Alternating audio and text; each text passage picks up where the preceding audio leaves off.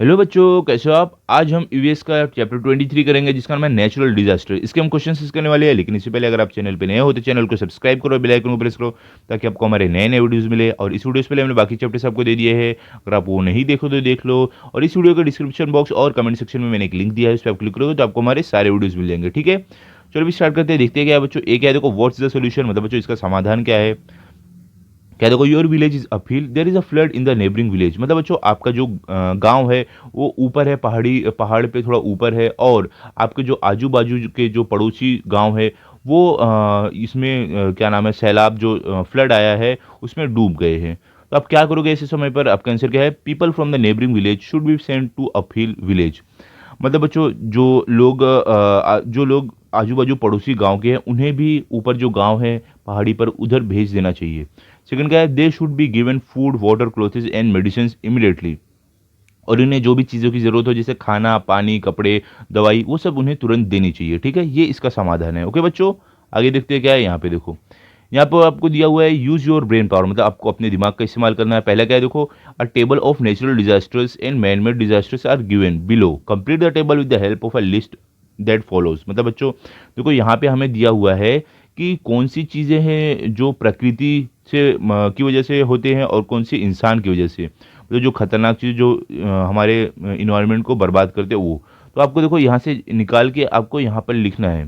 ठीक है, तो देखो मैंने लिख के रखा है इसमें। देखो पहले देखो नेचुरल डिजास्टर, तो इसमें कौन सा आएगा, देखो साइक्लोन। मतलब बच्चों जो तूफान आता है वो तो नेचुरल डिजास्टर है। ठीक है, फिर देखो आपको यहाँ पे हम देख के करते हैं, रुको। यहाँ पे देखो फिर आपको सेकंड में क्या दिया हुआ है, सेकंड में आपको collapse of an old ramshackle house. मतलब जो पुराना जो घर रहता है वो गिरना। तो देखो ये तो इंसान की वजह से होता है, अगर अच्छे से नहीं बना तो collapse of an old ramshackle house. तो ये आप मैन मेड डिजास्टर में लिखोगे। ठीक है, थर्ड है आपको डेथ ड्यू टू लाइटनिंग, मतलब बच्चों की बिजली से मौत होना। तो ये आ जाएगा नेचुरल डिजास्टर में। देखो यहाँ पे डेथ ड्यू टू लाइटनिंग, ठीक है, मतलब बिजली से मौत होना। ये तो नेचर की तरफ से, प्रकृति की तरफ से होता है। फोर्थ क्या आपको, collision of two railway train, मतलब बच्चों दो ट्रेनों को आपस में टकराना।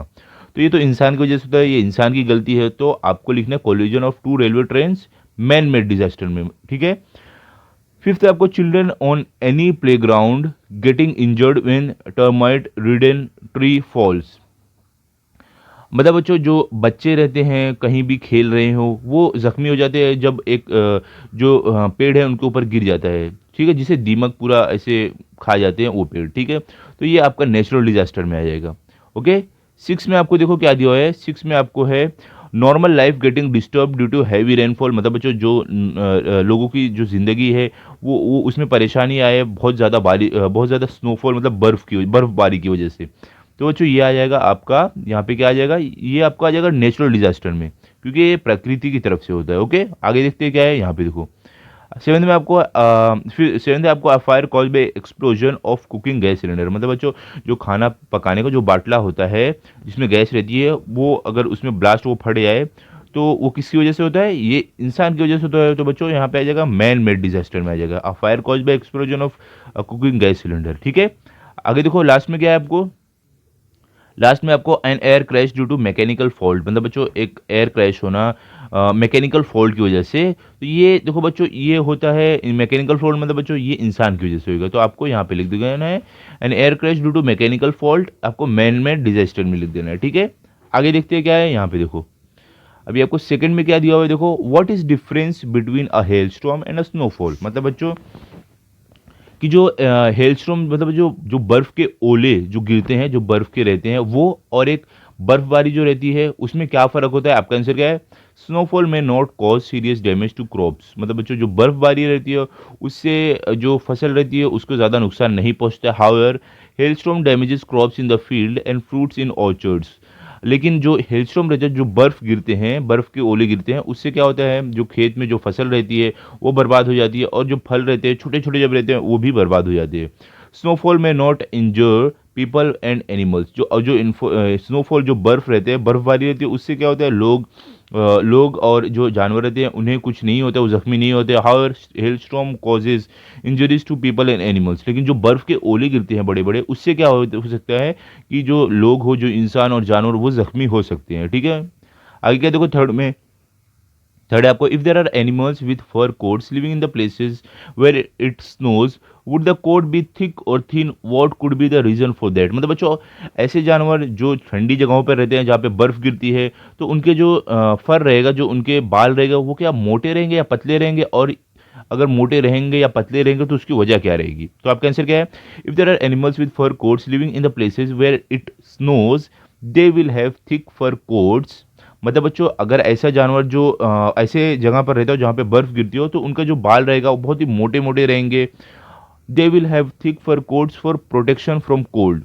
और बच्चों मतलब कि उनके ये मोटे बाल इसलिए रहेंगे ताकि वो उन्हें ठंड से वो बच पाए। ठीक है, आगे क्या है देखो, यहाँ पे देखो डी में आपको क्या दिया हुआ है, आंसर द फॉलोइंग क्वेश्चन। मतलब बच्चों इन सवालों के आपको जवाब देने हैं। पहला क्या है, what kind of rain in winter is good for the crops. मतलब बच्चों कि किस तरीके की बारिश ठंडी में अच्छी रहती है फसल के लिए। आपका आंसर क्या है, occasional light shower in winter are good for the crops. मतलब बच्चों जो थोड़ा थोड़ा जो फव्वारे टाइप बारिश होती है कभी कभी, वो ठंडी में जो फसल रहती है उसके लिए अच्छी रहती है। ठीक है, सेकेंड क्या है देखो, what are the ill effect of hail storm. मतलब बच्चों जो हेलस्टॉर्म रहता है, जो बर्फबारी रहती है, जो बर्फबारी रहती है, जो जिसमें बर्फ के ओले गिरते हैं, उससे नुकसान क्या होता है, उसका जो असर है वो क्या होता है। तो आपका आंसर क्या है, severe hail causes injuries to people and animals. मतलब बच्चों मतलब कि बहुत ज़्यादा अगर बर्फ़ के ओले गिरते हैं तो उससे लोग जख्मी होते हैं और जानवर जख्मी होते हैं। सेकंड क्या है, इट शटर्स रूफ टाइल्स। मतलब बच्चों जो छत रहती है उससे जो छत पे जैसे कि पतरा ये सब रहता है वो भी टूट जाता है। It damages crops in the field and fruits in orchards. और ये जो खेत में जो फसल रहती है उसका नुकसान करता है, और जो पेड़ पे नए नए फल छोटे छोटे लगे रहते हैं उसका भी नुकसान होता है उससे। ठीक है, आगे देखो क्या है, यहाँ पे देखो तो बच्चों थर्ड में क्या है आपको, should one go for a swim in flood water. मतलब बच्चों कि जो किसी को क्या थर्ड क्या है देखो आपको, should one go for a swim in flood water.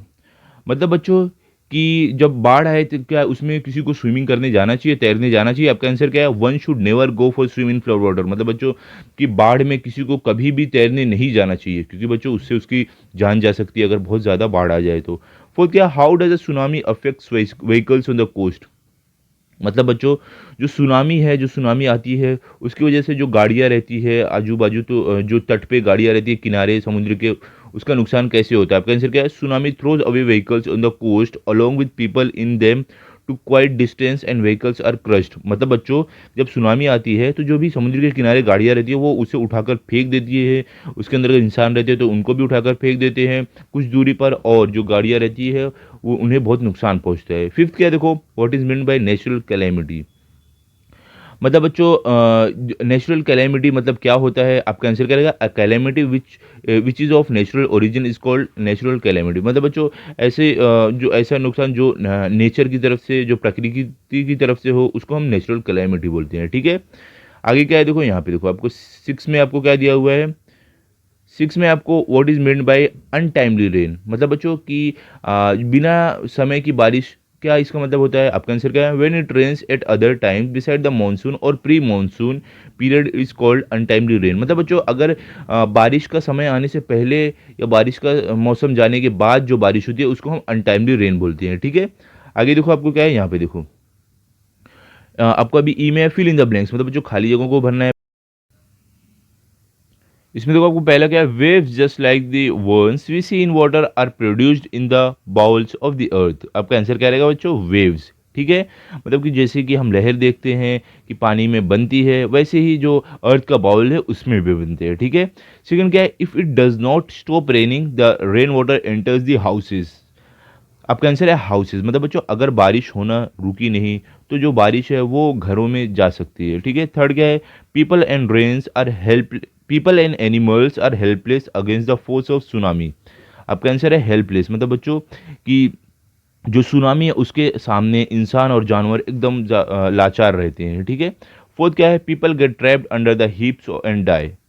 मतलब बच्चों जो लोग इंसान रहते हैं वो क्या होता है, हिप्स सब के नीचे दब जाते हैं और मर जाते हैं। ठीक है, आपका आंसर है हिप्स। ओके, आगे देखो क्या है आपको, ट्रू और फॉल्स। इसमें देखो सही है गलत तो आपको बताना है। पहला क्या है, an air crash is a natural calamity.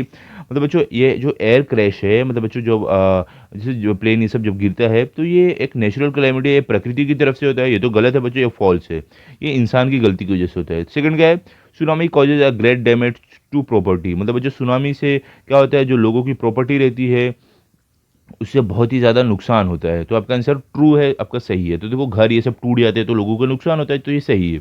Third है Hellstrom is a favourable for mango production, मतलब बच्चों हेलस्ट्रॉम जो बर्फ़ के ओले गिरते हैं तो वो मैंगो के लिए, आम का जो खेती रहती है उसके लिए बहुत अच्छा रहता है। ये फॉल्स है बच्चों, ये गलत है, इससे वो सब का नुकसान पहुँचता है। ठीक है।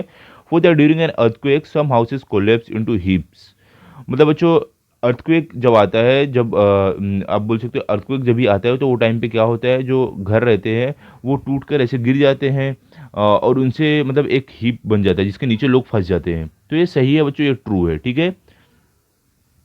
फिफ्थ क्या है देखो, untimely rains cause serious damage to the crops, मतलब जो बिना टाइम की, जो बिना समय की बारिश होती है उससे जो हमारी जो फसल रहती है खेत में उसका बहुत ज़्यादा नुकसान होता है। ये आपका ट्रू है, ये सही है। ठीक है बच्चों।